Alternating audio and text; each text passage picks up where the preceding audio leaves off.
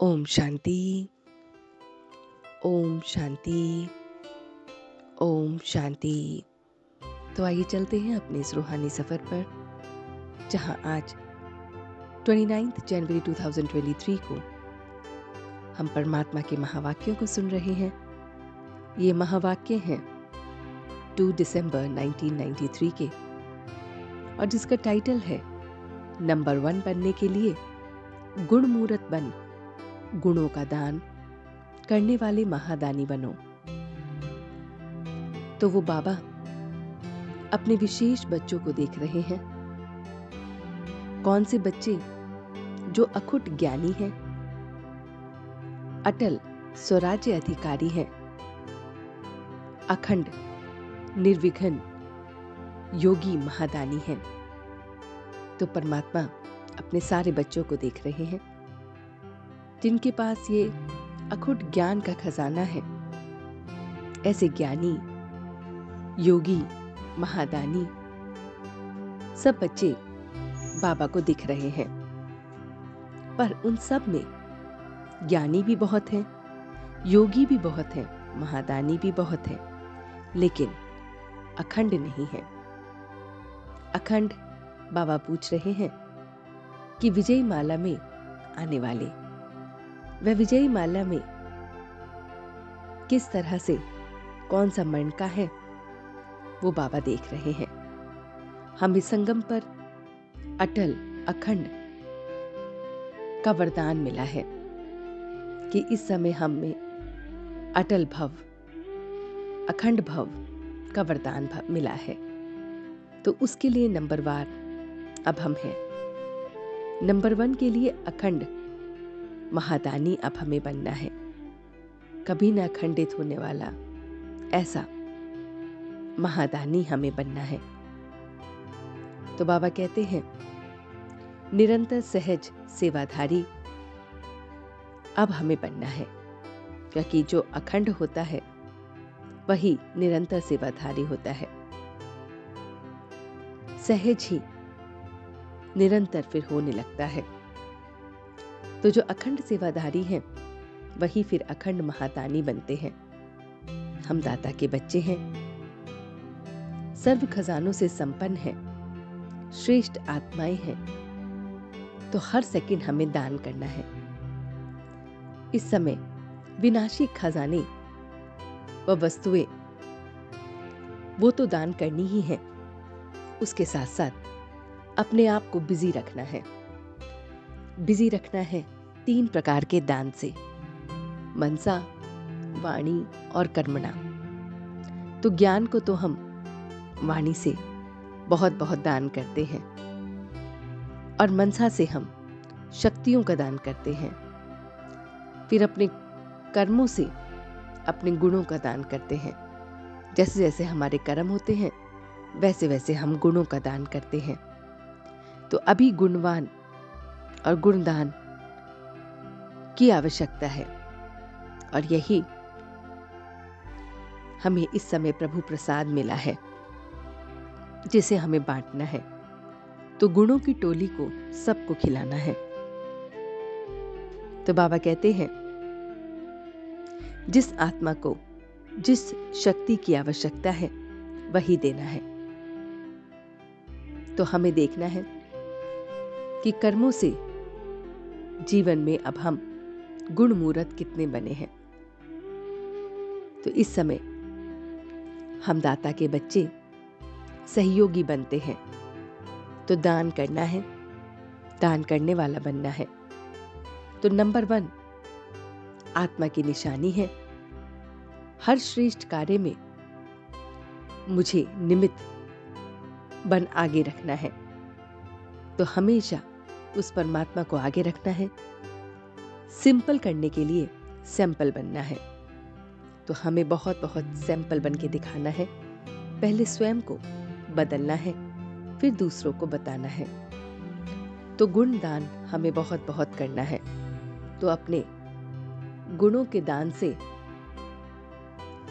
हम example set कर सकते हैं, हम गुणवान बन सकते हैं।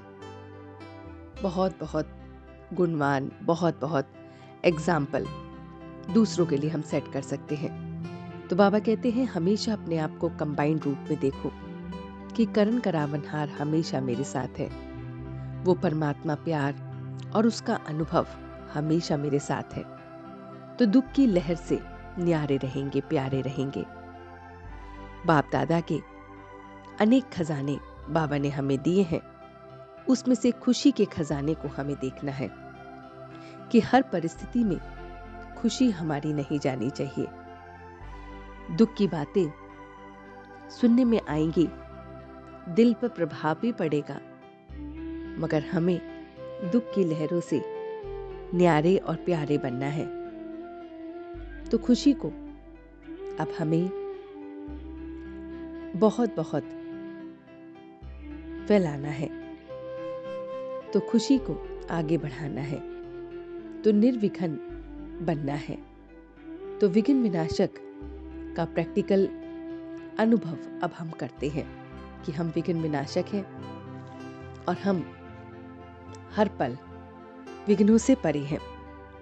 तो बाबा कहते हैं अचल स्थिति के लिए, अपनी अचल अडोल हलचल ना आए स्थिति, उसके लिए हमेशा अपने को मास्टर सर्वशक्तिवान समझना है। इस टाइटल में, इस स्मृति में रहना है। कोई हलचल नहीं, न वाणी की, न संकल्प की, न संबंध की, न प्रकृति की, न स्वप्न की। जैसे शरीर का ऑक्यूपेशन इमर्ज होता रहता है, ऐसे ब्राह्मण जीवन का, आत्मा का ऑक्यूपेशन भी हमेशा इमर्ज होता रहे। तो इस तरह से बाबा कहते हैं हलचल से परे अचल तो सर्व को मास्टर सर्वशक्तिवान बनाओ। तो इसलिए हमें सबको सर्वशक्तिवान बनाना है। संकल्प और कर्म दोनों हमारे सेम हो। तो चेक करो कि हमारी कंट्रोलिंग पावर को अब हम कितना देख रहे हैं, विजयी हैं। अमृत वेले से अब हमें अपने आप की चेकिंग करनी है। ज्ञान और सेवा, याद और सेवा की शक्ति से अब हमें अनेक आत्माओं पर रहम करना है, रहम दिल बनना है। तो ये याद परमात्मा की और सेवा, उससे हमें रहम दिल बनना है। बाबा कहते हैं सहन शक्ति का कवच पहन संपूर्ण स्टेज को वर्णने वाले विघ्न जीत भव।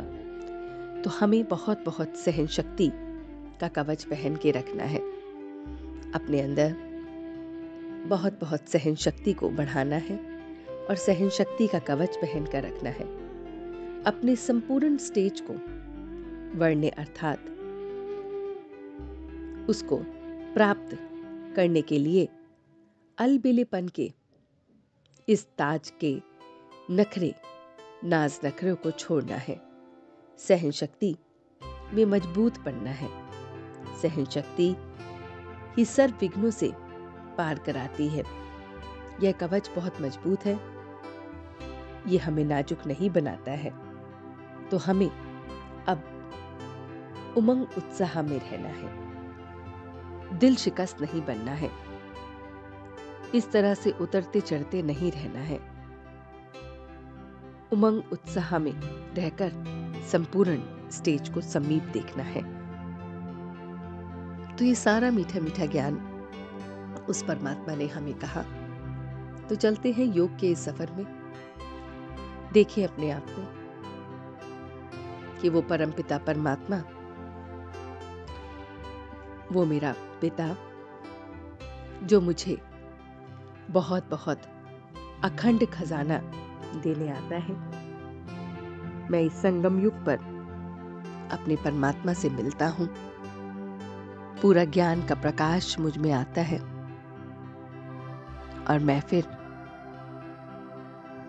इस अखुट खजाने को देखकर, पाकर अपने अंदर बहुत बहुत परिवर्तन को अनुभव कर रहा हूं। मैं अपने अंदर मनसा, वाचा, कर्मणा में, गुणों में बहुत बहुत परिवर्तन देख रहा हूं। मैं अपने आप को वाणी से बिजी रख रहा हूं।